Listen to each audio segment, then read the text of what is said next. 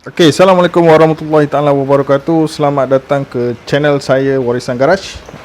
Ni seperti yang korang tengok, ni adalah crank lama saya. Crank lama saya ni, dia punya masalah dia yang korang nampak adalah dia punya bearing bearing dia dah out lah. Ni crank asal Mitsubishi RVR. Yang paling ketara, kalau setakat ni kita boleh hantar mesin shop, kita boleh regrind balik lah buat bearing oversize. Tapi yang satu yang paling saya concern adalah dia punya thrust side ataupun thrust washer kat belah sini. So kalau macam kalau korang boleh tengok, ni adalah bahagian thrust washer. Yang bahagian tengah ni lah. Yang ni. So bahagian ni dah terlalu dalam dia punya salah. Maksudnya dia dah makan dalam lah. So kalau kita tukar dengan bearing baru pun, kalau benda ni kita tak buat, so nanti dia akan jadi orang panggil crank walk. Baik, istilah crank walk ni adalah yang mana crank tu bukan dia ada kaki dia boleh berjalan. Tak, crank walk ni adalah yang mana crank tu dia boleh bergerak ke kiri dan ke kanan. Macam mana dia gerak? Sebab thrust washer ni asal dia untuk menahan crank ni untuk stay dekat dalam dia punya journal, dalam dia punya cap. Tapi since benda ni dah haus, even tu kita tukar bearing yang baru pun tak guna, dia tetap akan gerak kiri kanan kiri kanan kiri kanan. So ni alhamdulillah saya dah dapat crank sama juga, crank, tapi yang ni crank daripada Evo lah. Dia tak ada beza pun. So yang ni crank Evo. So yang crank ni saya dalam proses untuk polish. So saya cuma sempat settlekan yang ini 1, 2, 3. Yang ni belum lagi. Ni yang journal road semua belum lagi, belum siap. Saya akan tunjuk cara macam mana saya polish. Tapi polish pakai manual, pakai tangan, dia tak sama macam kita hantar dekat machine shop. Tapi pada saya, as long permukaan journal ni smooth, bila kita garit dengan kuku ni dia licin kan. So pada saya tak ada apa isu lah. Kalau kita nak garit kita nak gosok kertas pasir yang paling halus, kena pakai dalam 2000 ke 2500 bagi dia betul-betul kilat macam ni. Yang ni belum. Ni kalau korang boleh tengok, dia tak berapa sangat lah. Yang tengah tu, yang dengan yang ujung ni, itu pun tak berapa sangat. Dengan yang bahagian journal lah, nanti saya akan tunjuk lah macam mana saya buat.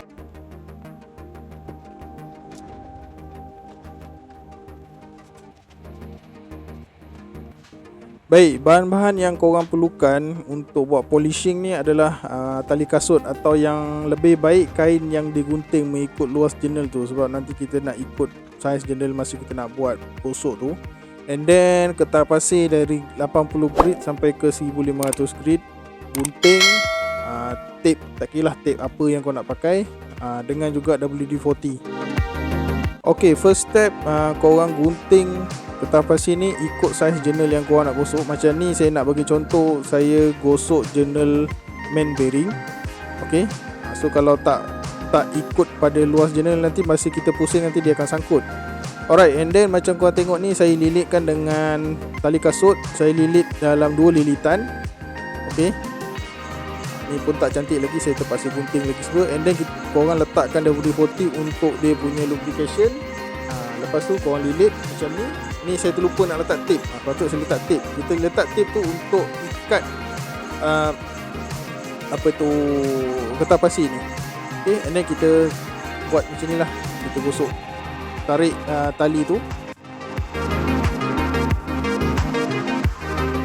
So proses ni makan masa agak lama sikit, sebab kita nak dapatkan betul-betul punya shiny tu, tanpa kita menghilangkan, maksudnya tanpa kita larikan dia punya bacaan pada journal tu lah. Untuk crank nombor 4 ni saya cuma buat demonstration aja, tapi saya tak record semualah. So kita gosok start daripada 80, 80, and then 320, and then 600, 1000, dengan last kali 1500.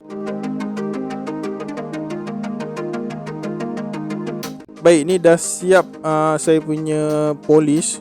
Ni saya ambil masa almost 1 hari sebab saya ada kerja lain untuk saya buat. So kita mana ada yang free, so kita buat lah. So ni ada lagi yang kita kena polish.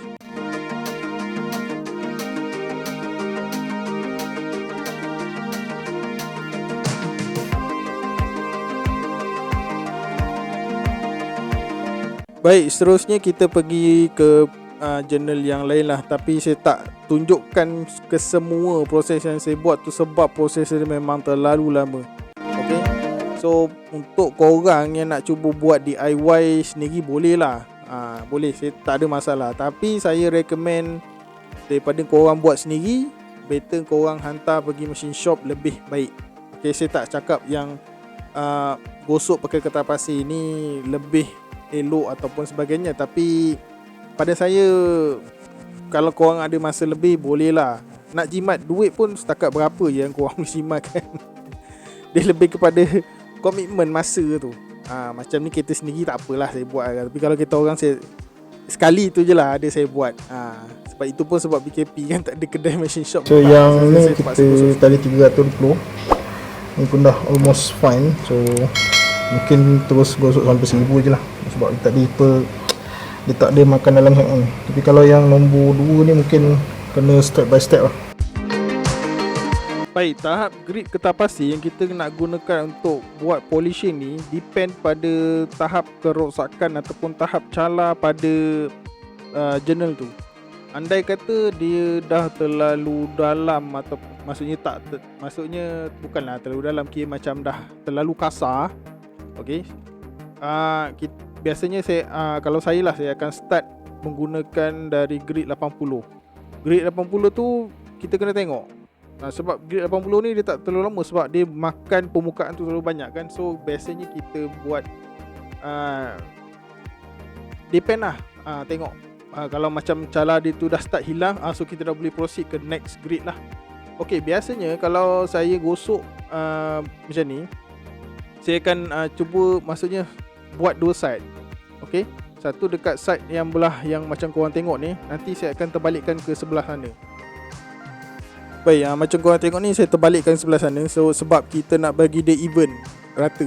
Sebab kalau kita buat satu side, kadang-kadang yang sebelah side tu sana tak kena. Tapi walau apa cara sekalipun, lepas kita buat, ukur, kena ukur. Tak boleh kita ni dah nampak kilat dah. Tak, kita kena ukur. Kalau dia, sebab kita nak betul-betul dia punya journal tu bentuk round tau, bentuk bulat.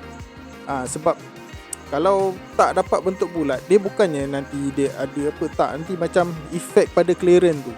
Kalau setakat macam 0.01 tu boleh accept lagi, 0.005 ke boleh accept. Tapi kalau dah terlalu banyak, nanti efek nanti pada dia punya clearance lah. Sebab benda ni dia kan jalan secara putaran, betul tak? So kalau dia benda tu tak betul perfectly round, so nanti akan ada masalah lah. Okay, so yang journal untuk nombor 3 ni dah okey. Ni yang kertas pasir 600 kalau tak silap saya. Okay, so dia dah nampak start untuk shiny lah. Macam yang nombor 2 sebelah dia tu, korang tengok still lagi ada kesan garit tu kan. Benda tu nanti kita kena bagi attention yang lebih sikit untuk hilangkan dia punya kesan garit tu. Baik, punca kalau ada kesan garit ni biasanya yang macam saya cakap sebelum ni lah. So korang boleh refer pada video saya yang sebelum ni. Okay, so bila kita dah siap polish, so kita dah boleh start buat ukuran. So kalau ukuran ni tak ada masalah, so kita tak payah nak buat kerja 2 kali lah. Okay, so kita punya ukuran sama juga macam kita buat ukuran dalam bor tu. Cuma dia punya, sebab dia dalam keadaan bulat kan, so dia kena ada X dengan Y. And then setiap permukaan tu dia ada 2 side, sebelah kiri dan sebelah kanan. Korang tengok je macam mana saya buat ni. Okay, ni saya ukur journal road dulu. Okay, dia ada XA, dia ada XB, dia ada YA dengan YB lah. So XA yang ni saya dah dapat dalam, saya tak berapa nampak nombor tu kan. Tapi mostly semua dia tak terlalu banyak sangat dia punya lari lah.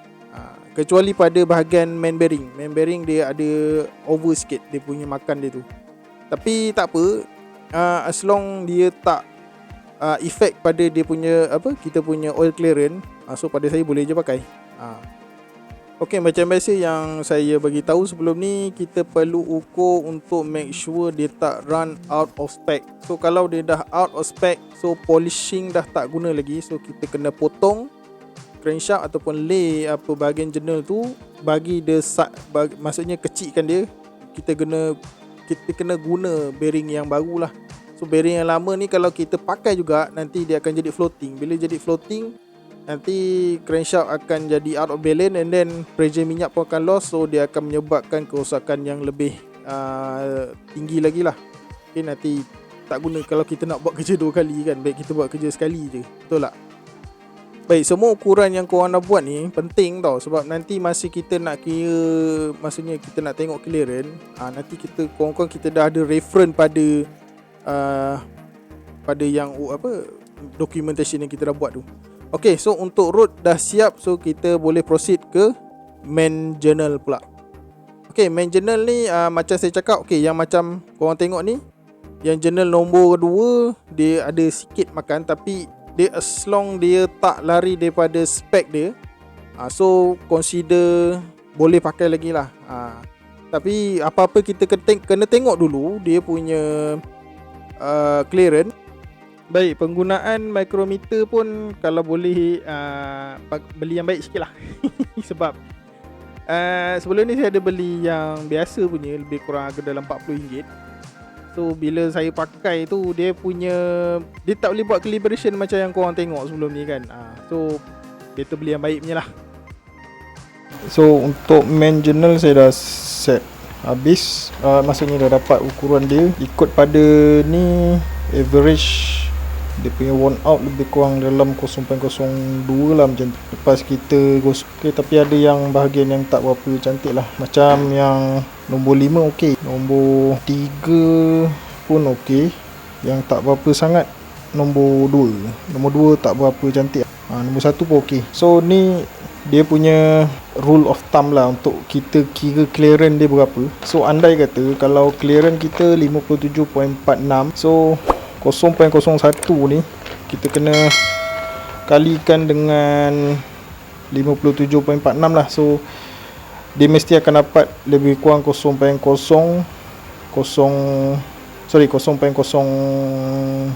lah, macam tu, 0.05 dia punya clearance lah, 0.005 macam tu lah dia kurang. Crank dah siap polish. So macam yang korang tengok ni, boleh lah hasil dia nak katakan sama macam kat kedai machine shop tu tak ada lah, tapi at least macam yang sebelum ni saya buat, boleh lah nak dapatkan kita punya clearance yang kita nak tu.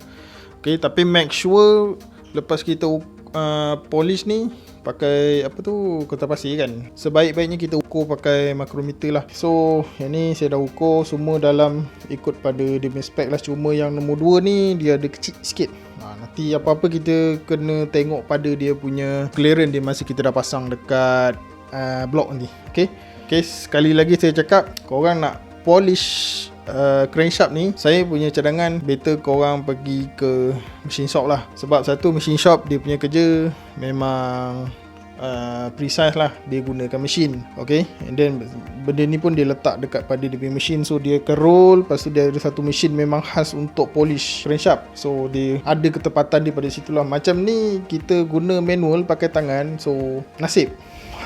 So pada yang nak try buat, pada saya tak payahlah. Nak try DIY boleh, silakan, tapi saya tak galakkan lah untuk kita buat sendiri. Sebab satu, masa. Terus terang saya ambil masa untuk buat yang paling teruk tu yang ni. Saya ambil masa lebih kurang almost 1 hari. 1 hari lah. Sebab saya ada kerja lain kan.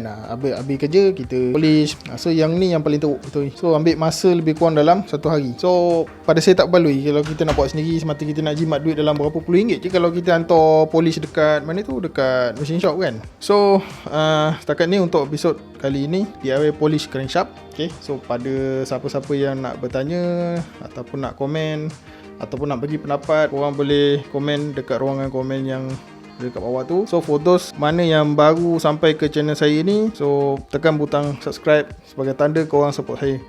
Okay, so jumpa lagi di next content. Saya akan pasang crank ni pada blog. Jumpa lagi. Assalamualaikum warahmatullahi wabarakatuh. Jangan lupa subscribe, share dan juga like. Bye bye.